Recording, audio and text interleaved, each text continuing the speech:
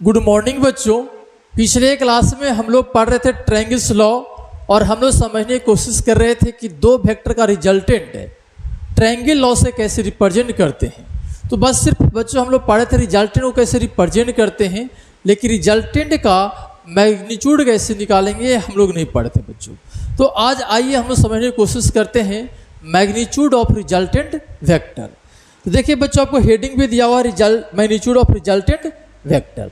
तो जैसे मान लेते बच्चों की एक वेक्टर ये है, ठीक है ना, ये वेक्टर ये है और ये वेक्टर आपके पास क्या है, बी है, ठीक है, और दोनों वेक्टर के बीच का एंगल क्या है, थीटा है, ठीक है। तो हम लोग इसको बच्चों मैग्नीट्यूड निकालना चाहते हैं रिजल्टेंट का, ठीक है। तो सबसे पहले बच्चों हम लोग ट्रायंगल बनाएंगे, दोनों वेक्टर को लेकर एक ट्रायंगल बनाएंगे बच्चों, ठीक है ना, ट्रायंगल बनाएंगे, ठीक है। तो देखिए कैसे बनाएंगे। सो ये वेक्टर ए जो है बच्चों उसको आप ऐसे ले आइए, ठीक है। एक वेक्टर जो आपको ये लिए हैं वो वेक्टर आपका ये ऐसे हो गया, ठीक है।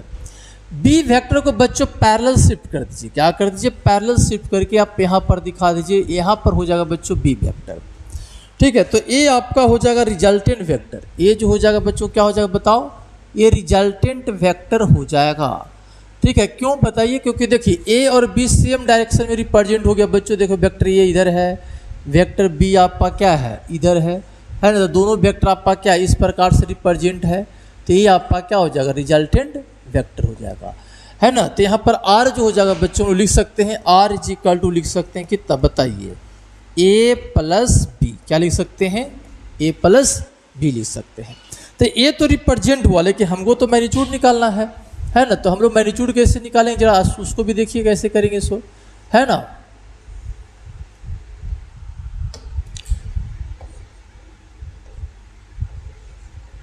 देखिए तो ये वेक्टर बच्चों देखो क्या है ना, ये वेक्टर ए दिया हुआ है, इसका मतलब ये हुआ कि इतना लेंथ जो है ना, इतना लेंथ, अगर इसको नाम थे ओ, इसको नाम थे ए, तो ओ ए जो वेक्टर है बच्चों, ठीक है ना, जिसको लोग ओ ए नाम दे सकते हैं, जिसको ए नाम दे सकते हैं, ठीक है ना।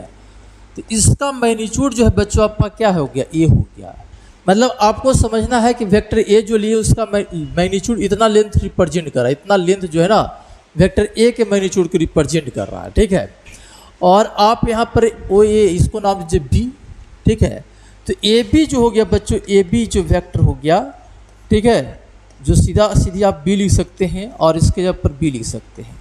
यानी इतना लेंथ जो बच्चों, इतना लेंथ जो है वेक्टर बी के मैग्नीट्यूड को रिप्रेजेंट करेगा।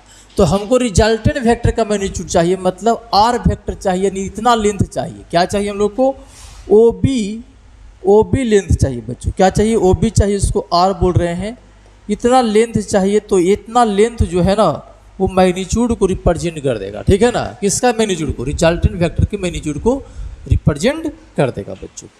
आ रही बात समझ में, चलिए इतनी बात आपको समझ में आ रहा है, तो चलिए इसको आगे बढ़ाते हैं। अब ओ बी लेंथ निकालना हम लोग को मेन मकसद है बच्चों, ठीक है। तो बी वेक्टर को हम लोग क्या किए थे, पैरेलल शिफ्ट किए थे, तो एंगल यहाँ पर क्या हो जाएगा, थीटा हो जाएगा। तो हमने क्या कर दिया ना कि इसको आगे बढ़ा दिया और यहाँ से क्या कर दिया, एक परपेंडिकुलर ड्रॉ कर दिया, ठीक है। एक थोड़ा सा कंस्ट्रक्शन करना पड़ गया बच्चों, यहाँ पर नाम देते हैं एम, ठीक है। तो हमको ओ बी चाहिए, तो ओ बी अगर हम लोग को चाहिए तो हम लोग क्या कर लेते हैं ना कि इतना लेंथ निकाल लेते हैं, इतना लेंथ निकाल लेते हैं और इतना लेंथ निकाल लेते हैं, और फिर हम लोग पाइथागोरस थ्योरम लगा के बच्चों ओ बी आराम से निकाल सकते हैं। तो इतना लेंथ तो पहले से पता है कि ये लेंथ आपका ए है और ये लेंथ आपका क्या है, बी है। अगर ये लेंथ का जुगाड़ हो जाए और इस लेंथ का, तो बड़ा वाला ट्रायंगल में बच्चों हम लोग पाइथागोरस लगा के रिजल्टेंट का मैग्नीट्यूड फाइंड कर सकते हैं। तो चलिए हम लोग क्या करते हैं, छोटा वाला ट्रायंगल पहले हम लोग देखते हैं। इन ट्रायंगल ए एम बी में, ए एम बी में अगर हम लोग कॉस थीटा लिख ले, कॉस थीटा, तो cos theta is equal to बच्चों हो जाएगा ए एम बाई कितना बताइए, ए बी हो जाएगा, ठीक है। तो A M is equal to हम लोग लिख सकते हैं ए बी कॉस थीटा, क्या लिख सकते हैं, ए बी कॉस थीटा। और ए बी जो लेंथ है बच्चों बी के बराबर है, तो यहाँ पर लिख सकते हैं बी कॉस थीटा।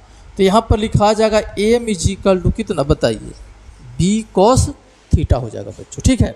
इसी प्रकार से इस ट्रायंगल में साइन थीटा अगर हम लिख लेते हैं, क्या लिख लेते हैं, साइन थीटा। तो साइन थीटा अगर लिखेंगे तो बताइए कितना हो जाएगा साइन थीटा, तो हो जाएगा सर एम बी बाई हो जाएगा कितना, ए बी हो जाएगा। तो यहाँ से बच्चों हम लोग लिख सकते हैं M B is equal to A B sine theta लिख सकते हैं। और ए बी का वैल्यू कितना बी, तो हो जाएगा बी साइन थीटा हो जाएगा। ठीक है, तो यहाँ तक बच्चों हम लोग निकाल चुके हैं। अब हम लोग क्या करेंगे ना, बड़ा ट्रायंगल में पाइथागोरस लगा देंगे बच्चों। ठीक है, तो इतना नोट कर लेंगे आप लोग और जरा देखिए इसको कैसे करेंगे। इसको चलिए यहाँ तक हम लोग समझ रहे हैं। अब हम लोग बच्चों क्या करते हैं, बड़ा ट्रायंगल में हम लोग सोचते हैं इन ट्रायंगल ओ एम बी में। ठीक है ना, ओ एम बी में। तो देखिए ओ एम बी में आपको बच्चों हो जाएगा O B square is equal to हो जाएगा ओ एम स्क्वायर प्लस कितना हो जाएगा एम बी स्क्वायर हो जाएगा। ठीक है, तो ओ बी को तो बच्चों आर रिप्रेजेंट किए, तो यहाँ पर लिखा जाएगा R square is equal to O M. देखिए इतना लेंथ, तो इतना लेंथ तो बच्चों ए तो लेंथ ए है और ए एम है, तो एम भी निकालनी और ये भी पता है बच्चों। तो सीधा सीधी ओ एम के जगह पर हम लिख सकते हैं ए प्लस एम, और एम का वैल्यू हो गया बी कॉस थीटा, तो लिख सकते हैं बी कॉस थीटा का होल स्क्वायर। अब प्लस एम बी देखिए लिखिए बी साइन थीटा, तो बी साइन थीटा का क्या हो जाएगा होल स्क्वायर हो जाएगा ना। अब इसको ए प्लस बी पर तोड़ लीजिए, तो हो जाएगा A square plus B square cos square theta, अब प्लस हो जाएगा 2ab कॉस थीटा हो जाएगा। चलिए ठीक है, प्लस ये हो जाएगा बच्चों कितना B square sine square theta हो जाएगा। ठीक है, अब बी स्क्वायर यहाँ पर देखिए और यहाँ पर भी कॉमन ले लीजिए। ठीक है, तो आपको हो जाएगा बच्चों कितना a square plus B square common ले लेंगे तो हो जाएगा साइन स्क्वायर थीटा, अब प्लस हो जाएगा कॉस स्क्वायर थीटा, अब प्लस 2ab कॉस थीटा हो जाएगा। और हम लोग पढ़े हैं sine square theta plus cos square theta 1 होता है, तो बच्चों हम लोग आराम से यहाँ पर लिख सकते हैं R square is equal to, या फिर आर स्क्वायर सीधा सीधी आर ही लिख लीजिए। ठीक है ना, आर इज इक्वल टू हो जाएगा बच्चों under root A square plus B square, अब प्लस 2ab कॉस थीटा हो जाएगा बच्चों। तो ये जो हो गया रिजल्टेंट वेक्टर का मैग्नीट्यूड निकालने का फार्मूला हो गया बच्चों। इस फार्मूला को याद रखेंगे कि जब दो वेक्टर आपको दिया गया है और उसके बीच का एंगल पता है, तो resultant is equal to under root A square plus B square plus 2b cos theta लगा के रिजल्टेंट का वैल्यू निकाल सकते हैं। या फिर हम लोग कह सकते हैं कि रिलेशन निकल गया, जो वैल्यू दिया रहेगा बच्चों उसको पुट कर लेंगे, जो नहीं पता रहेगा उसको हम लोग यहाँ से क्या कर लेंगे फाइंड कर लेंगे। तो इस फार्मूला को याद कर लेंगे बच्चों। अब हम लोग एक और हम लोग छोटा सा बात कर लेते हैं। मान लेते हैं कि जो रिजल्टेंट वेक्टर है ना आर, वो ए के साथ अल्फा एंगल बना रहा है। कितना बना रहा है अल्फा एंगल। तो अगर अल्फा एंगल बना रहा है बच्चों, ठीक है ना, तो यहाँ पर एंगल निकालने के लिए हम लोग उपाय लगाते हैं। तो देखिए क्या कर लेते हैं, सो यहाँ पर लिख लेते हैं टैन अल्फा लिख लेते हैं। क्या लिख लेते हैं टैन अल्फा। बड़ा ट्रायंगल में देख लीजिए tan alpha is equal to अगर लिखेंगे हम लोग बच्चों, ठीक है ना, टैन अल्फा लिखेंगे तो क्या लिखेंगे बताइए। Tan alpha is equal to हम लिख लेंगे एम बी अब बाई आपका हो जाएगा ओ एम हो जाएगा। ठीक है, M B G equal to भी निकाल चुके थे, M B G equal to b sine theta अब by O M is equal to a plus B cos theta. ठीक है, तो tan alpha is equal to निकल जाएगा बच्चों। अगर टैन अल्फा अगर निकल जाएगा तो हम लोग को क्या निकल जाएगा अल्फा भी निकल जाएगा। तो tan alpha is equal to लिख सकते हैं B sine theta by A plus B cos theta, जहाँ पर अल्फा क्या है तो अल्फा एंगल है ए एंड बी के बीच। अल्फा जो है बच्चों क्या है एंगल बिटवीन ये नहीं एंगल बिटवीन रिजल्टेंट वेक्टर और वेक्टर ए के बीच का क्या है एंगल है। तो कभी कभी बच्चों एंगल भी निकालने के लिए पूछा जाता है। तो tan alpha is equal to हमेशा याद रखेंगे B sine theta by A plus B cos theta, जहाँ पर अल्फा जो है रिजल्टेंट वेक्टर और ए वेक्टर के बीच का एंगल है।